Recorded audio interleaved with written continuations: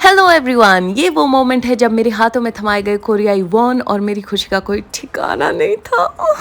Yes. Listen. This is hello in Korean. Okay. 안녕하세요. 안녕하세요. Yes. Thank you is 감사합니다.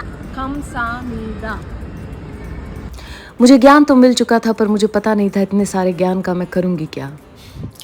Hello guys, मैं जा रही हूँ एक नए देश और उस देश का नाम है साउथ कोरिया।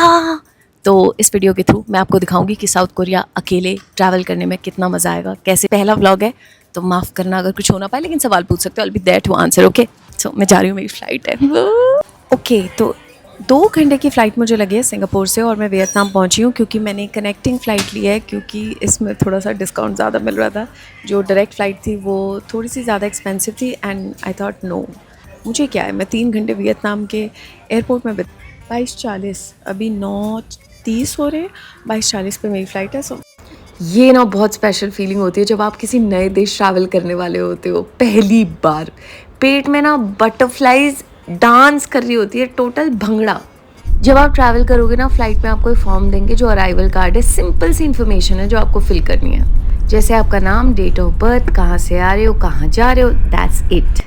फिर फ्लाइट उड़ने वाली थी, ऐसे ऐसे ऐसे ऐसे फ्लाइट उड़ गई। वो वाला वीडियो मैंने नहीं बनाया और फिर मैं पहुंची इंचॉन एयरपोर्ट। फाइनली एक लंबी फ्लाइट के बाद जो कि पूरी रात चली है, आई रीच इंचॉन एयरपोर्ट। और बहुत ही मुश्किल मुझे इस चीज़ में हुई कि मुझे अपनी बैगेज बेल्ट होती है जहाँ, वो नहीं मैं समझ पाई क्योंकि जब तक मुझे अंग्रेज़ी में समझ आ रहा है तब तक वो कोरियन में बदल जा रहा था सब स्क्रीन पे। लेकिन ठीक है, फाइनली मुझे मिल गई है और ये है मेरा हद से बड़ा बैग और 2 बैग हो गए। अब कोई व्लॉगिंग नहीं हो सकती। तो ये बस टिकट है, मुझे मशीन से निकालना समझ नहीं आया तो मैंने यहाँ पर एक टिकट काउंटर है बस टिकट्स का, इससे इजीली आपको ये बस टिकट मिल सकता है। 17,000 वॉन का ये पड़ा है, मतलब ऑलमोस्ट 1200-1300। तो मैं पहुंच गई साफ़ सुथरी बड़ी सी बस में, काफ़ी कंफर्टेबल, इजीली भी मिल गई। लेकिन उस दिन जो सूरज मेरी आंखों में चुभा है, ये पूरी रात की flights are dangerous, I swear. बस 1 घंटा लगेगा मुझे पहुंचने में, एक्स्ट्रा खर्चा नहीं, कैब मैंने ली नहीं, तो मैं बहुत समझदारी से पहुंच गई और बहुत ही ईजी है ये, क्योंकि जैसे ही मैं बाहर आई बस वहाँ पर खड़ी थी। तो नेक्स्ट टाइम जब आप कोरिया आएँ, यू नो कैसे एयरपोर्ट से अपने होटल तक जाना। मैं बहुत इजीली अपने हॉस्टल पहुंच गई थी और वहाँ पर मैं थोड़ी देर सोई। लेकिन आपको एक बात बता दूं कि कोरिया में जो चेक इन का टाइम है वो 3 बजे है शाम के, हालांकि रिक्वेस्ट कर करके ही अलाउड। और सोने के बाद मैंने फैसला लिया कि ऐसे कैसे पैसे वेस्ट करूँ, इतनी दूर आई हूँ, रूम पे थोड़ी बैठी रहूँगी, और मैं निकल गई घूमने। देखो के ड्रामा में होते हैं सबटाइटल्स और यह है नहीं, तो मुझे खुद समझ नहीं आ रहा है। पिछले 20 मिनट से मैं एक ट्रेन ढूंढने का स्ट्रगल कर रही हूँ क्योंकि मुझे एक स्टेशन जाना है। God bless me. लेकिन लोग बहुत हेल्पफुल हैं, बहुत ज़्यादा, बट थोड़ा सा इंग्लिश इशू है, लैंग्वेज पता मिल जाए। कहाँ है नीली लाइन? यहाँ पे मुझे एक और रियलाइजेशन हुआ, दूर इतनी आ गई मैं देश से घूमने, लेकिन देश का झंडा देखकर जो मेरे दिल को सुकून मिला है।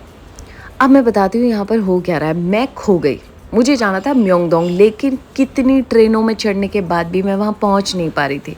तो मुझे एक आंटी और उनकी बेटी मिली। मैंने कहा आंटी मैं खो गई हूँ, मुझे मिल नहीं रही है जगह। उनको भाषा समझ नहीं आ रही थी, लेकिन जो भी थोड़ा बहुत समझ आया उन्होंने पकड़ा मेरा हाथ, वॉक करके ऑलमोस्ट 3 किलोमीटर्स मेरे साथ मुझे उस जगह पर ड्रॉप करने आई। ये वो आंटी बड़ी क्यूट सी थी, शी वॉज़ वेरी हेल्पफुल यार। और मुझे पहले ही दिन जो वार्मथ दिखी ना कोरियंस की तरफ से, दैट वाज अमेजिंग। अरे ये बड़ी बढ़िया चीज़ है कोरिया में, इनके आउटडोर लाइब्रेरी। यहाँ पर बैठकर आप लोग आराम से अपनी पसंद की किताबें अपनी फैमिली, अपने बॉयफ्रेंड, गर्लफ्रेंड, किसी के भी साथ बैठकर पढ़। सबवे में 5 करोड़ बार खोने के बाद मैं म्योंगडोंग पहुँची, लेकिन वो भी अपनी वजह से नहीं पहुँची। मुझे एक बहुत ही क्यूट सी आंटी और उनकी बेटी मिली जिन्होंने मुझे यहाँ तक पैदल ड्रॉप किया। मैं सिटी हॉल पे उतरी थी, खैर तुम्हें क्या उस स्टेशन का पता, पर मुझे भी क्या पता, कुछ समझ नहीं आया, बहुत ही कंफ्यूजिंग था। मुझे नहीं पता मेरे आने वाले 9 दिन कैसे बीतने वाले हैं, लेकिन अभी इट्स वेरी टफ। और स्ट्रीट बहुत ही प्यारी है। ये यहाँ की सबसे हैपनिंग स्ट्रीट्स में से एक है म्योंगडोंग। यहाँ पर आप स्किन केयर की शॉपिंग कर सकते हैं, कपड़ों की शॉपिंग कर सकते हैं, टूरिस्टी स्टफ, अच्छे अच्छे स्नैक्स आपको खाने, एवरीथिंग इज़ अवेलेबल हियर। और मैंने एक चीज़ नोटिस करी यार, यहाँ पे तुम स्किन केयर को लेकर कोई चीज़ इमेजिन करो अपने दिमाग में, कुछ भी बना लो कि क्या ऐसा हो सकता है, आपको वो चीज़ यहाँ पर मिल जाएगी। और अगर आप के पॉप और के ड्रामा फ़ैन हैं तो सब के आपको फ़ोन कवर्स, की चेन्स, सॉक्स पर नाम बने हुए, पता नहीं क्या क्या, मतलब everything that you think of is available here. लेकिन मेरी इन खुशियों को नज़र तब लगी जब मेरे सर को याद आया कि वो दर्द भी कर सकता है। सिर्फ हंस रही हूँ, अंदर बहुत दर्द है। बहुत ज़्यादा सर दर्द हुआ फ्लाइट की वजह से, थोड़ी स्टिफनेस थी और उसकी वजह से दर्द हो रहा था। लेकिन एक सैलून दिखा जहाँ पर मैंने मसाज ली, जो कि 2000 रुपीज़ ऑलमोस्ट पड़ी है। रिलैक्स्ड मैं फील कर रही हूँ अब, एंड आई थिंक अब मैं थोड़ा अच्छे से घूम पाऊँगी। फिर मैं निकली हूँ शॉपिंग क्वेस्ट पर, जहाँ मैं हर जगह पहुँच जाती हूँ। ईयरिंग्स का जन्नत, एक्सेसरीज़ का जन्नत, सब कुछ यहीं है। और ये ना हर ईयरिंग के साथ ऐसे फ़ोटो चिपका के रखते हैं कि इस हीरो या इस हीरोइन ने इसको पहना था इस शो में। फिर मेरे जैसे लोग उसे ख़रीद लेते हैं। BTS BTS। एक लेडी ना इस पोस्टर के सामने बैठी हुई थी, पूरी दुनिया ने जाकर उनकी भी फ़ोटो खींच ली क्योंकि वो इसके सामने बैठी थी। She got so awkward.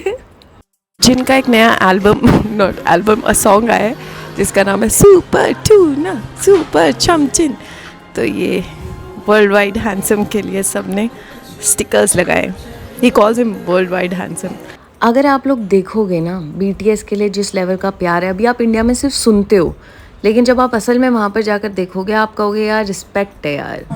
Myeongdong street पे इस तरह से बस्किंग चलती रहती है। और ये अंकल हैं, ये ना इंग्लिश गाने गा रहे थे क्योंकि इन्होंने टूरिस्ट को देखा तो उनके लिए स्पेशली गा रहे थे। That was so sweet. ये है ओलिव यंग और ये कोरिया की वो चेन है स्किन केयर की, जहाँ आप जो प्रोडक्ट्स इमेजिन भी नहीं कर सकते वो भी मिलते हैं। कि 2 फ्लोर हैं, एक skin care, hair care, health goods के लिए पूरा डेडिकेटेड है। ये परफ्यूम्स हैं क्या जो मेकअप और स्किन केयर पसंद करती हैं जैसे मैं, हमारे लिए तो बिल्कुल आप समझिए कि स्वर्ग का दरवाज़ा है ये।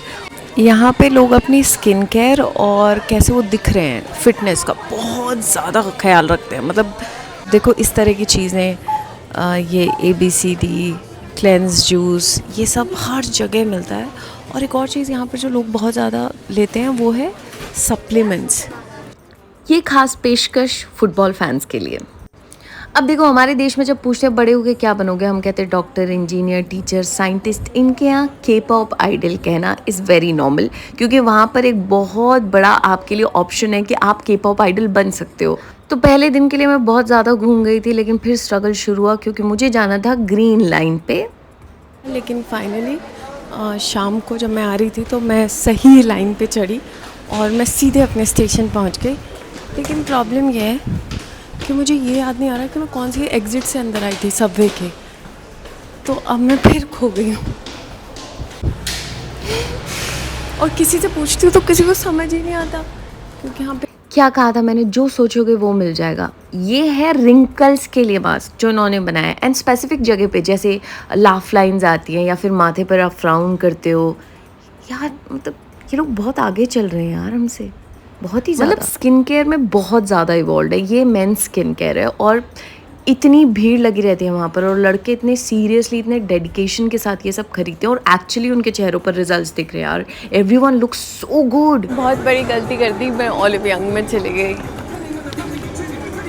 अब घूमने के बाद और शॉपिंग करने के बाद अब मैं आई हूँ एक कैफ़े में जो बिल्कुल मेरे हॉस्टल के बगल। स्वीट लोग हैं, मैंने उनसे पूछा कि मैं क्या पीऊँ, मुझे कुछ रेकमेंड करो। तो उनको थोड़ा सा लैंग्वेज का इशू होता है, लेकिन उसके बावजूद they try their best. Oolong milk boba tea, पता नहीं क्यों ठंडा पीने का मन कर रहा है, बल्कि यहाँ पर ठंडा इतना है। कोरिया में लोग बोबा टी के पीछे पागल हैं, हर कोई हर वक्त यही पी रहा होता है।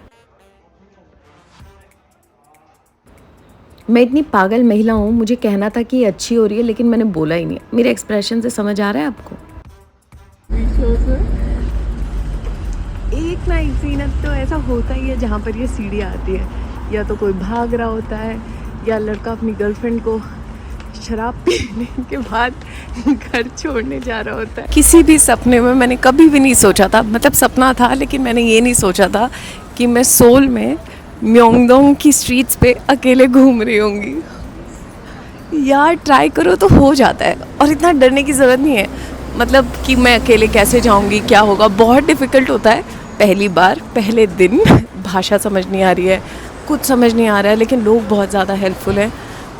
So it works out in the end. तो तुम भी घूमो।